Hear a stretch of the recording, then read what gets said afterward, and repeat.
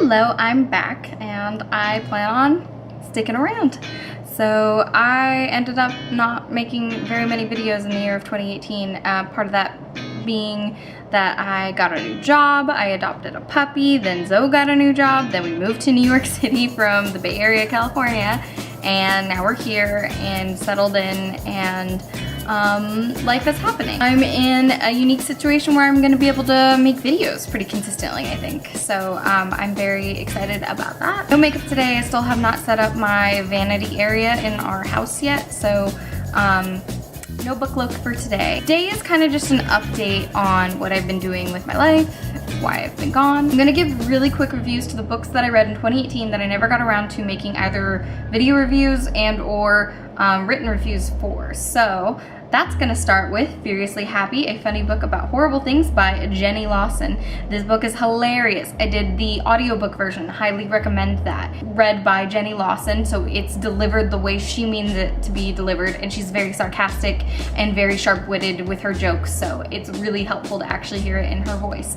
I thought it was hilarious. I thought it was a really fun story and journey to follow her through. Her stories are funny, and I highly recommend it to anybody who needs a good laugh. It does get a little dark at some places, because it's basically about her struggle with depression and anxiety and how she deals with it through humor, but for the most part, like, there's a ton of really good laughs. The next one that I didn't get to do a review for was The Power by Naomi Alderman. I did actually record my book club's meeting for this, but the recording cut out halfway through, and I didn't really feel like trying to salvage it by trying to summarize what everybody said. But basically what it was, started off reading this book, I loved it. By the end of the book, I was totally into it. You know, my social justice warrior, PC, feminist was raging with a delight. When we sat down for the actual book club meeting, my book club members brought up certain aspects of the books that were kind of almost anti-feminist, and I did not like see that, but like upon them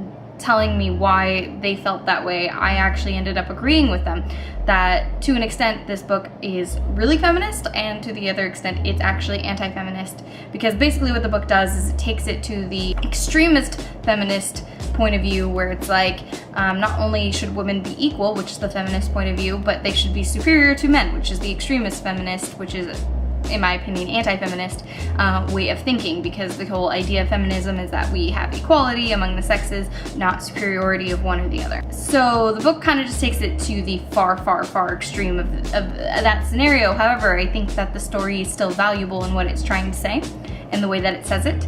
And I think that people who do consider themselves feminists might really enjoy this as a book club read, and as long as you can identify the ways in which it's probably not really great for the cause, like, it's not a scenario I would actually want to play out. There is a completely separate topic of the idea of just power and how power corrupts, and corrupts absolutely. It's kind of this idea that if women were given more power than men physically, we would go through the same cycles and the same mistakes of abusing that power that men did.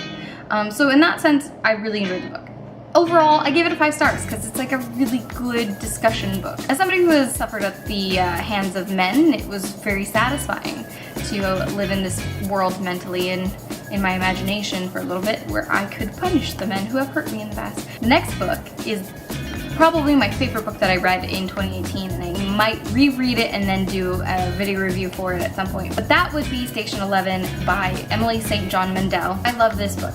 Essentially, it is kind of a post-apocalyptic sort of. We're dropped into this universe where this essentially like super flu or super bug wipes out a good portion of humanity, and only a few people are left. And it's about society rebuilding from there. We follow a few characters, and we also follow this troupe of like entertainers slash actors who live off of carts pulled by, you know, donkeys and things like that, who go around and perform for different communities villages style of people, and also like them looking for this kind of utopia post this apocalyptic world. And the way the story is told is beautiful.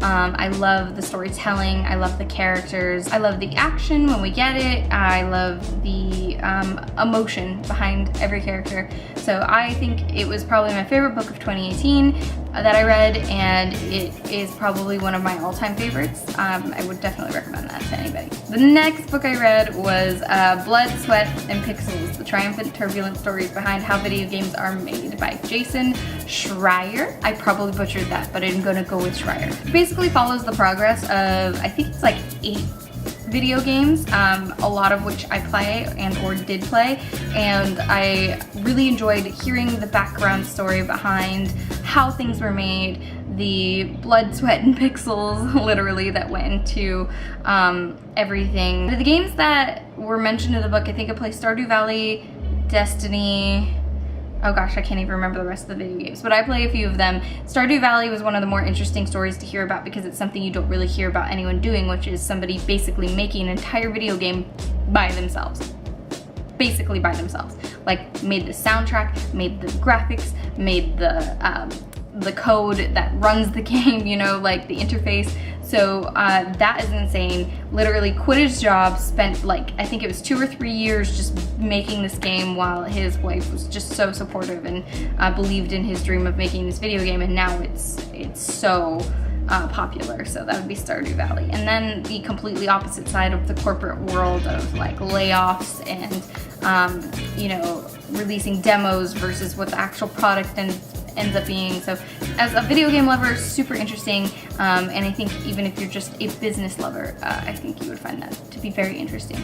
If you play any of the video games mentioned which are on the cover of the book, then I totally recommend reading it because it was so interesting hearing about that. Next book I didn't get to do a review for, which I'm so sad about because honestly it's turning out to be one of my favorite series, is The Butterfly Garden, which is the first book in the Collector series, which I believe right now is 4 books, and I don't know if that's all that's gonna be, but the book is by Dot Hutchison, and while I have to super trigger warning this book for rape and for sexual, you know, abuse and for mental abuse and for depression, PTSD, anxiety, like it covers all of the things that are really, really triggering. So it's an extremely triggering book to read. Aside from that, it's written really well. It's beautiful the way it's written. The characters are just rich, very rich character building here. There's a twist at the end that I think is like awesome. Like I saw one review that didn't like the twist, and it was basically like, oh, it was forced and it wasn't that shocking. I'm like, okay, as somebody who rarely gets through a book without calling the twist at the end or the twist in the middle or anywhere else, I didn't see it coming and I loved it.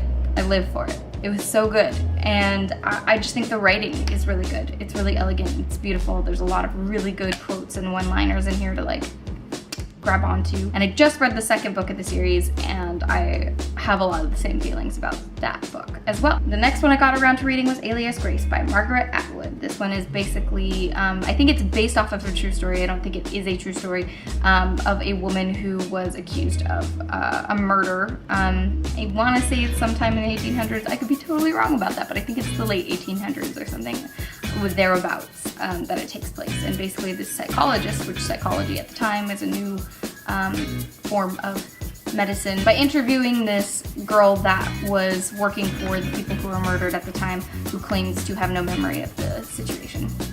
So it's about his interviews with her and her processing, and I think it's a really beautiful story. It was really well written, really well told, and the characters are just super interesting. I feel like a lot of people know what it's about already, and there's a Netflix series, which I watched as well, which is really good. I think it's a good one, and it's not that long. It's pretty short and pretty easy to get through. The next one I read was The Wolves of Call of the Dark Tower series number 5. I'm not going to actually review that one because I want to do a video on the entire Dark Tower series, and I'm almost done with it. So. And then the last book I read of 2018 that I didn't get to review last year was Norwegian Wood by Haruki Murakami. And this one confused me.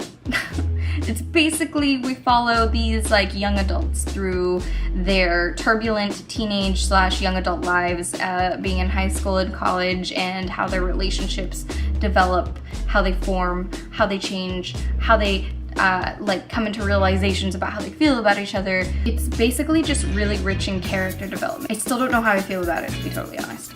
I don't really get the point of the story because I don't have anyone to discuss this book with, so I think there's a lot that went right over my head. I don't know, honestly, what the point of knowing this man's story was. It's very juvenile in a sense that, like, the priorities of the characters in this book are very juvenile. Like, it's all about that obsessive, like, young love / lust, and that being kind of the focus of the book. You know, there's a lot of psychological things going on in this book that I really did appreciate, and it's well written, and the characters are really, really fascinating to read, and maybe that was just the point, is that people were fascinating. But that's really all I have to say about that book. So hopefully that's enough for everyone to be interested in the books that I read. I really didn't read anything I didn't like last year, I don't think. I never gave Morningstar a review, Morningstar being the third book in the Red Rising series by Pierce Brown. I didn't finish it. It's like the only book that I have that I didn't finish. And it just drains me that I am so uninterested in this book. I'm so sorry. Like, I loved the series up until this point, but like 2/3 of the way into Morningstar, like to read one paragraph made me feel exhausted. It made me feel so like I couldn't stay awake to read even a page of this book.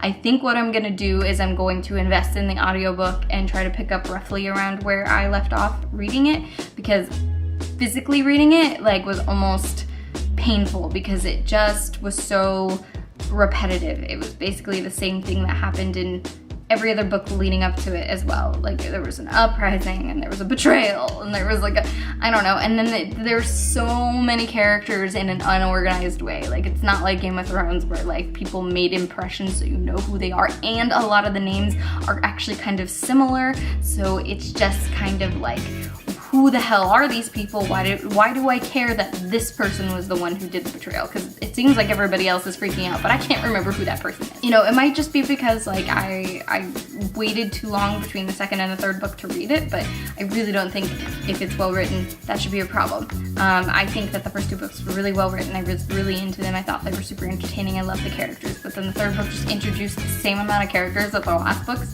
did, with me being like 100% less interested in these new characters because I haven't had 2 books worth of character building to get to them, and I really feel like by the third book you should not be introducing any more important characters if you want them to be important. So that's just kind of how I felt about the book. I don't think it's bad. I think everybody else loves it. It's got like what's its average rating?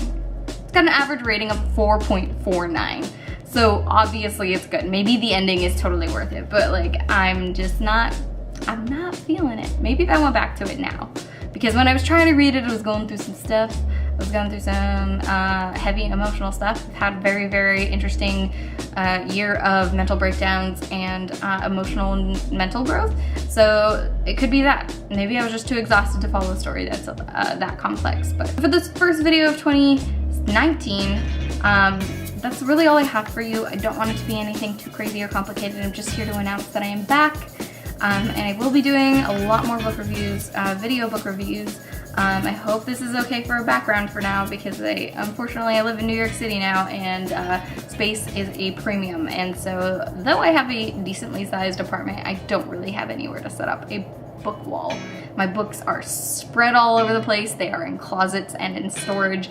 I'm working on getting some kind of setup so that way I have at least one set bookshelf I can use maybe for a background, but like this is all you're gonna get for now. I don't even have an empty wall anymore to use for just a blank background, because that's my personal ideal background. But anyway, nobody cares about that. I'm really excited about 2019. I have a really great opportunity to actually focus on this channel and actually make consistent content for it. And then I also have some other really great things going on in my life that are really looking up for some stuff that I'm passionate about and things that I am excited to pursue. If you like these really quick reviews of like just what I haven't made videos for, then definitely give this a like, and I will make more videos like this because I don't usually do reviews for every single book that I read.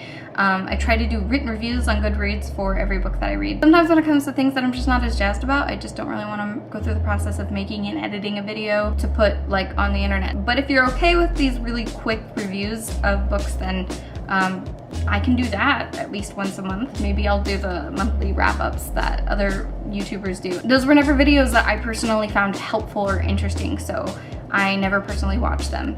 But if it's something that you guys like, because you guys are my viewers, I want to make content that you're going to enjoy. And I really appreciate everybody sticking around and supporting and commenting and discussing with me. I have no idea how to get my comments to work. I get 0 notifications when I get a comment. I have to like go to every video and check for new comments. I don't get a notification in my email or anything, even though it's selected to give me notifications. So I don't know what's wrong. Maybe I'll contact YouTube about that, but I'm so sorry if I've been really slow to respond to your comments. I have no idea when you're posting them. So yeah. But the Instagram is alive and well, so if you do message me on that, if you do want to discuss, I usually post a picture of the same books that I review on here, and you guys can comment on there. I'm looking forward to making new book reviews, so I really hope that you're looking forward to it, and I will definitely see you later. Bye.